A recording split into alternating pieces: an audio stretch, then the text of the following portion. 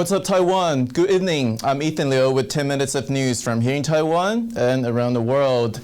It's 1 month into Russia's invasion of Ukraine. Since the start of what Vladimir Putin calls a special operation, Russian forces have launched airstrikes, reduced cities to rubble, and forced millions to flee their country. But Russia is also facing a number of setbacks. In Moscow, one of Putin's top advisors has resigned, and on the ground, Ukrainian forces are pushing back Russian advances to the capital, Kiev. Russia holds territory bordering Belarus, where the invasion was first launched.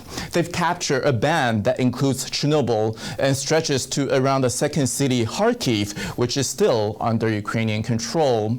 In the east, Russia controls large parts of the Donbass region. Just days before the February 24th invasion, Russian soldiers entered the separatist-held Luhansk and Donetsk regions, and Moscow declared them independent states. Russia also controls a swath of the country's south above Crimea, which it annexed in 2014. The southern held territory includes the major port city of Kherson, which the Ukrainian army is trying to reclaim. Some of the most intense fighting so far has been in the port city of Mariupol, because if seized by Russia, both southern and eastern areas controlled by the country would be connected. Through Russia's invasion, many comparisons have been drawn with Taiwan. The country's existence in the shadow of China, an authoritarian regime which claims it, has raised many questions about how Beijing is viewing the conflict. For more, our reporter Jaime Okan spoke to Patrick Mendes, a former NATO command military professor currently at the University of Warsaw. Ukraine is actually connected by the land line between the border by the Russia and Ukraine. Therefore, there is a difference between in terms of the separation. By one is by the Taiwan Strait, another one is national land border between Russia and Ukraine. And there are many other differences and also similarities in terms of that grand vision that China is portraying to the world, and taking a side of China is pretty much extending China's propaganda machine in the Chinese media. So that also kind of testament to what they have agreed on, that China and Russia has no limit. So in a recent article you wrote talking about a possibility that there is a new Sino-Russian world order, or at least an attempt to change the global world order,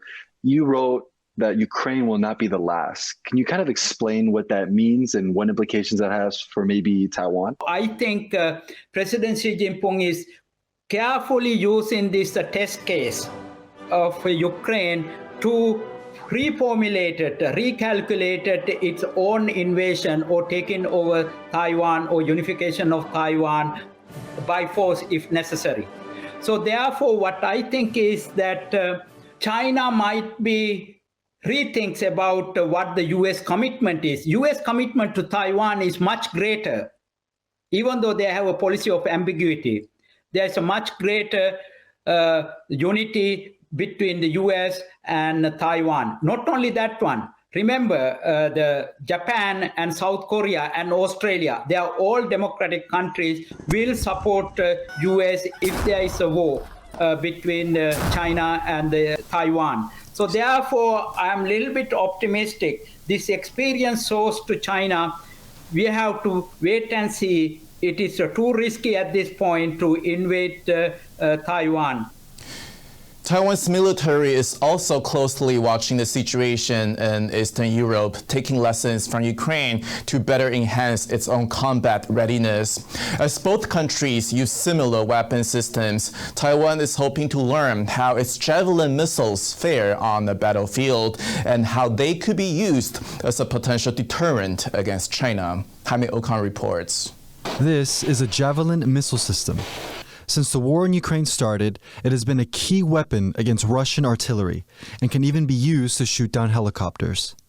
But Ukraine isn't the only country with this type of weapon. In Taiwan, the military has been training with the Javelin system and practicing against targets like incoming ships for years.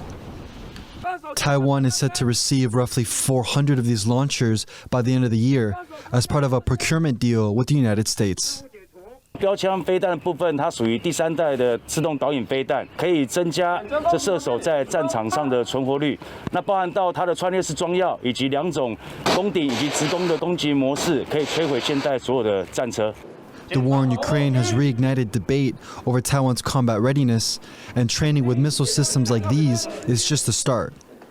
Recently, there have been calls for Taiwan to extend its mandatory military service from 4 months to a year, in hopes that its soldiers will be better trained for any threats the island might face. 延长1年的话，大家对一些训练比较扎实，因为4个月的话，通常刚进去还大概1个月适应之后，剩下2个月可能还在摸索阶段，然后这1个月可能就准备要退役了。那你训练1年的，他不一定还记得，这根本没差吧。 As Taiwan watches Ukrainian forces defend their country, it hopes to learn from the war in Ukraine and prevent conflict from ever breaking out at home. Damon Lin and Jaime Okan for TaiwanPlus. North Korea has conducted its biggest ever test of an intercontinental ballistic missile, or ICBM. The missile launched on Thursday is believed to be the most powerful North Korea has launched yet. Japan says the missile flew for over an hour before landing in its territorial waters. Japan, the US, and South Korea have all condemned the test. South Korea also responded with live-fire drills using missiles of its own. This is North Korea's first ICBM launch since 2017. The country agreed to suspend such tests after talks with then U.S. President Donald Trump in 2018. However, North Korean leader Kim Jong-un said in 2020 that he would no longer be constrained by the agreement. The Taliban government of Afghanistan has gone back on its promise to allow girls to attend high school. The last-minute U-turn saw female students turn up for their first day of classes on Wednesday, only to be sent home shortly after. وقتی که شنیدم مکتب شروع شد زیاد هیجانی بودم، زیاد خوشحال بودم. حتی گفتن که روز نوروز شروع میشه، ما به شوق علاقه رفتم. در نوروز به خود چیز دیگه نگرفتم، چادر مکتب گرفتم به خاطر مکتب شروع میشه. از خاطر کتابای ما تیار کردم، با اینکه ما تیار کردم بسیار به شوق تا یک ضربه خوردیم که دیگه اصلا باور ما نمیشه. The decision took teachers and students by surprise, leaving some of them in tears. It was the first time girls were returning to school since the Taliban seized power in August last year. The UN has condemned the move, calling it a violation of the equal rights to education. A first batch of 20,000 frozen custard apples was sent out from Taiwan to Japan on Wednesday. Taiwan's farmers have been seeking new markets for their produce after China announced an import ban on Taiwanese custard apples last September over pest-related concerns. Taiwan says it is politically motivated. The fruit going to Japan has been treated with a new freezing process that can keep it fresh for up to 6 months. The texture is said to be similar to ice cream, and producers are hoping Japanese consumers will enjoy the novelty. Thank you for watching What's Up Taiwan. I'm Ethan Liu. Remember to download the TaiwanPlus app for more stories from Taiwan and around the world. Finally, we leave you with some images of ballet dancers from Ukraine continuing their training at Berlin's opera. Take care, and I'll see you next time.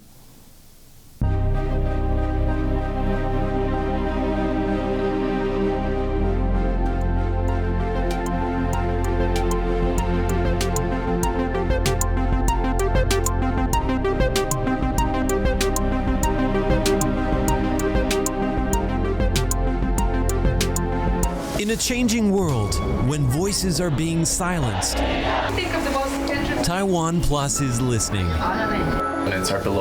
We tell those stories. No compromise, no boundaries, People in Taiwan. no fear. I want to study Chinese. I'm Ryan Kilpatrick. Capital Taipei. TaiwanPlus. TaiwanPlus News.